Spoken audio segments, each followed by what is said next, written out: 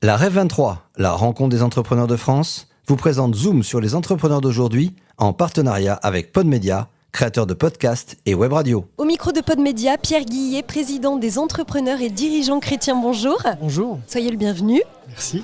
Alors tout d'abord, on va parler de vous, de votre parcours et de votre rôle au sein de la présidence des entrepreneurs et dirigeants chrétiens. Alors moi je suis dirigeant de PME, une PME technologique dans les Yvelines. Une trentaine de salariés répartis en France, en Suisse et au Canada. Et je suis membre des EDC depuis une dizaine d'années. J'ai été appelé à la présidence des EDC. Aux EDC, on n'est pas candidat, on n'est pas prêt, on n'est pas prédestiné, on est appelé. Donc voilà, ça m'est tombé dessus et par contre j'ai dit oui.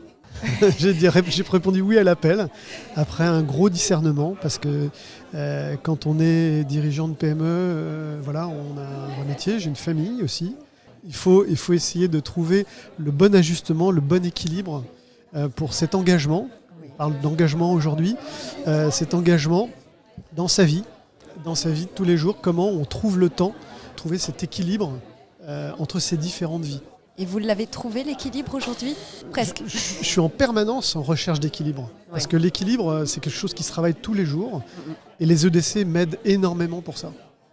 Parce que justement, c'est ça un peu le cœur de la raison d'être des EDC. C'est de permettre aux gens de trouver une unité intérieure entre sa vie personnelle, sa vie professionnelle et sa vie spirituelle. Quels sont les objectifs justement que vous souhaitez partager et mettre en avant durant cette REF ? Alors, l'engagement, il parle nécessairement à tous les entrepreneurs. Les entrepreneurs chrétiens, on leur demande encore plus de s'engager pour témoigner.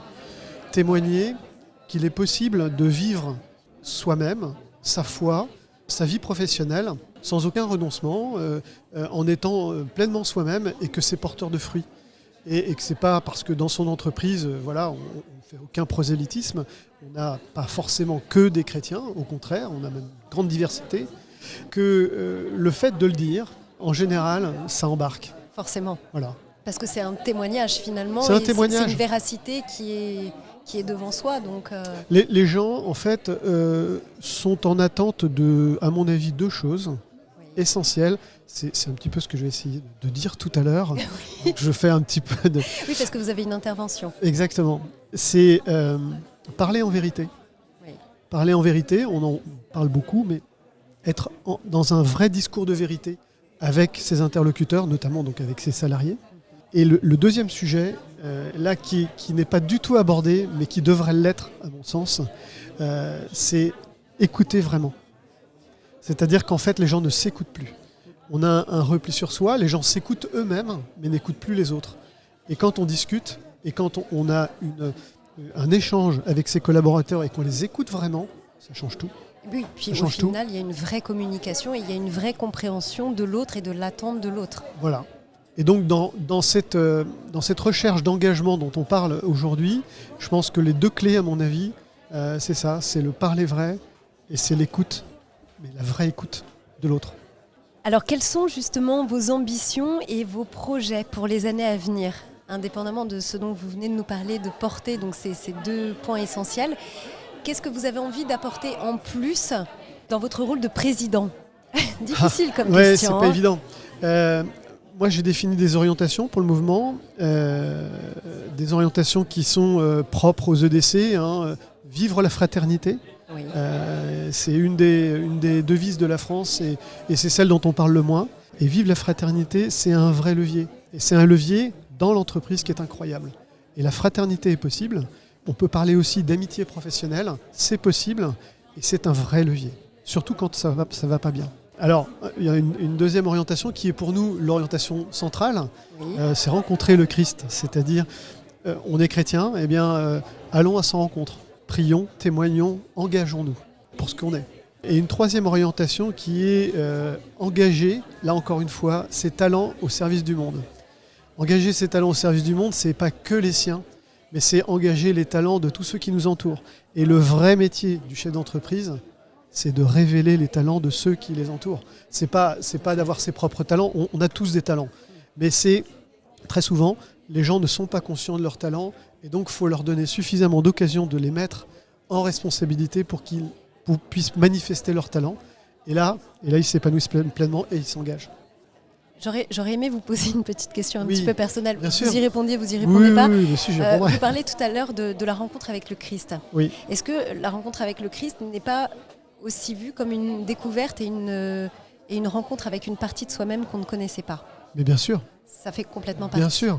Est-ce que vous, on peut dire qu'aujourd'hui, vous avez rencontré le Christ? Alors, je l'ai rencontré, je le rencontre tous les jours, Oui. je lui parle tous les jours, Oui. je prie tous les jours. Et aujourd'hui, je dirais même que je me convertis tous les jours un peu plus. C'est-à-dire que la foi, c'est pas un don. La foi, c'est pas. C'est une conviction. C'est en soi, mais c'est aussi une recherche. Un travail à la fois d'interpellation, on s'interpelle soi-même, et ça nous permet de mettre en perspective aussi nos décisions par rapport à nos convictions. Donc en permanence, quand j'ai des enjeux dans ma vie professionnelle, je dis voilà, mon Dieu, aide-moi aujourd'hui parce que ça va pas être facile. J'ai une intervention là, écoute, je te remets l'intervention dans ma prière et aide-moi. Voilà. Et généralement, les prières sont entendues. Quand on a la foi, les prières sont toujours entendues. Alors quand on a la foi, les prières sont toujours entendues. Il faut savoir détecter les signes qui nous montrent qu'on a bien été entendu. Oui. On n'en parle pas souvent, mais j'ose en parler aussi. Oui. Plus on s'engage, et plus notre témoignage est profond, et plus on est la cible du malin, de déstabilisation, parce qu'on fait bien. Et comme on essaie de faire le bien sans retenue, eh bien forcément le mal est là. Quand le mal est là, eh bien il faut prier encore un peu plus, comme disait Mère Teresa. Et moyennant quoi, eh bien on trouve des voies qu'on n'avait pas imaginées avant. Est-ce que vous souhaitez adresser, avant qu'on se quitte, un message à nos auditeurs ou aux personnes qui vont écouter ce podcast? Qu'est-ce que vous auriez envie de leur dire? Moi, ce que j'ai envie de leur dire, c'est un petit peu sans faire de lien particulier avec le MEDEF, mais j'ai été très touché par le fait que Patrick Martin cite ce discours du pape, cette lettre du pape qui a été adressée d'ailleurs aux entrepreneurs et dirigeants français. Oui. Et je pense que c'est vraiment la raison d'être des EDC, c'est de mettre l'économie au service du bien commun. C'est-à-dire qu'en fait, aujourd'hui, on a une certaine forme de pouvoir économique, on peut en faire bon usage. C'est notre liberté. Faisons-en bon usage. Vous vouliez rajouter quelque chose? Oui, pour ceux qui s'interrogent sur ce que sont les entrepreneurs et dirigeants chrétiens, eh bien, je les invite à venir à Bordeaux entre le 15 et le 17 mars 2024 où nous avons nos assises nationales. Il y aura 2500 entrepreneurs et dirigeants français et étrangers, 80 intervenants sur 3 jours. Et c'est un événement incroyable. Et les gens du MEDEF, ils sont fort bien représentés. Donc n'hésitez pas à venir, ce sera une belle introduction aux EDC. Merci beaucoup Pierre Guillet. Merci à vous. Merci d'avoir répondu à nos questions au micro de Podmedia. Je vous souhaite un bon salon pour les quelques heures qui restent et au plaisir de pouvoir se rencontrer au hasard de la vie. Ça sera avec grand plaisir. Merci, au revoir. Au revoir. La REV 23, la rencontre des entrepreneurs de France, vous a présenté Zoom sur les entrepreneurs d'aujourd'hui en partenariat avec Podmedia, créateur de podcasts et web radio.